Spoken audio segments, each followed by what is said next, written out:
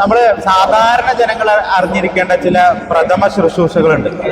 പെട്ടെന്ന് എന്തെങ്കിലും ഒരു ആയുധം കൊണ്ടിട്ടോ മറ്റൊക്കെ അവയവം കുറിഞ്ഞു രക്തം സ്രവിച്ചുകൊണ്ടേയിരിക്കും, ആളുകളാകെ ശബ്ദരാവും, എന്താ ചെയ്യേണ്ടതെന്ന് അറിയും. അപ്പൊ അങ്ങനത്തെ ഘട്ടങ്ങളിൽ നമ്മൾ എന്താണ് ചെയ്യേണ്ടത്? ആദ്യം രക്തസ്രാവം നിർത്താണ് ചെയ്യേണ്ടത്. അപ്പൊ അതിന് പ്രാഥമികമായി ചെയ്യാൻ പറ്റുന്ന ആ ഭാഗത്ത് പ്രഷർ കൊടുക്കുക എന്നുള്ളതാണ്. എവിടെയാണ് മുറിഞ്ഞ ഭാഗത്ത് ചെറിയ മുറിവൊക്കെയാണെങ്കിൽ പ്രഷർ കൊടുക്കാം. അവയവം മുറിഞ്ഞ ഞാൻ വേറെ പറയാം. പ്രഷർ കൊടുക്കുകയാണ് ചെയ്യേണ്ടത്. അല്ലെങ്കിൽ ആ അവയവത്തെ നമ്മൾ ഹാർട്ടിന് മുകളിലേക്ക് ഉയർത്തി പിടിക്കുക, അവിടെ നെക്കി പിടിക്കുക. അങ്ങനെയാണ് ചെറിയ രക്തസ്രാവങ്ങളൊക്കെ നിർത്തേണ്ടത്.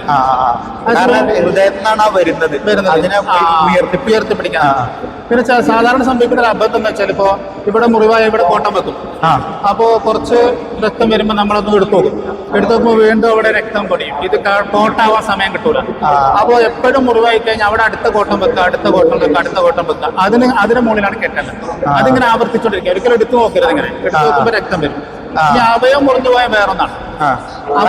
മുറിഞ്ഞ് കഷ്ണമായി പോയി കഴിഞ്ഞാല് അവയവത്തെ അതാദ്യം ഈ നഷ്ടപ്പെട്ട അവയവം കിട്ടുമെങ്കിൽ അതിനെ കറക്റ്റ് ചെയ്ത് സൂക്ഷിക്കണം. അല്ലെങ്കിൽ ഇത് കൊണ്ടുപോയിട്ട് കാര്യം ഉണ്ടാവില്ല. അപ്പൊ ഇത് കൊണ്ടുപോകുന്ന സമയത്ത് പാലിക്കേണ്ട ചില പ്രൊസീജിയർ ഉണ്ട്. അതായത് ഈ കൈ എടുത്തിട്ട് ഒരു കീസിലിട്ട്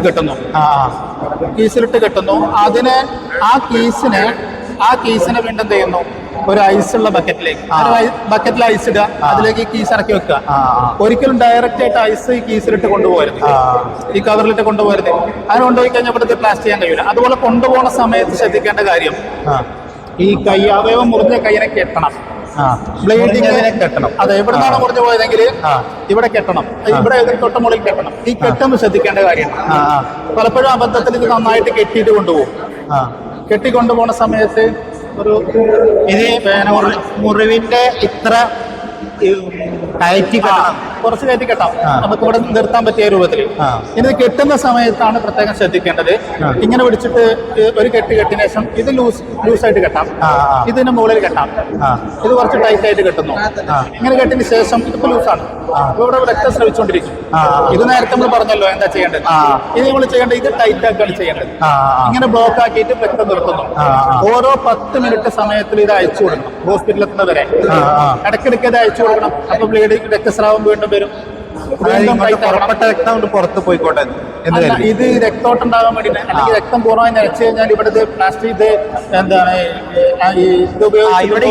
നനവ് നിലനിൽക്കണം. അതെ, എന്നിട്ട് യോജിപ്പിക്കാം. ഇത് ഓപ്പറേറ്റ് ചെയ്യണമെങ്കിൽ ഇതിന്റെ ഈ നരമ്പുകളെ വയസ്സുകളും നഷ്ടപ്പെട്ടു പോകരുത്. അപ്പൊ അതിനാണ് ഇത് എന്ത് ചെയ്യുന്നത്, അയച്ചു കൊടുക്കുന്നത്. അപ്പൊ കുറച്ചുകൂടി വന്നോളൂ. വീണ്ടും ലോക്ക് ചെയ്യുന്നു, വീണ്ടും തുറന്നു കൊടുക്കുന്നു. ഇങ്ങനെയാണ് എന്ത് ചെയ്യേണ്ടത്, ഹോസ്പിറ്റലിലേക്ക് എത്തിക്കണം. അപ്പോ കയ്യിനെ ഈ കവറിലിട്ട് ഐസുള്ള ബക്കറ്റിലോ മറ്റോ വെച്ച് കൈ കൊണ്ടുപോകുക.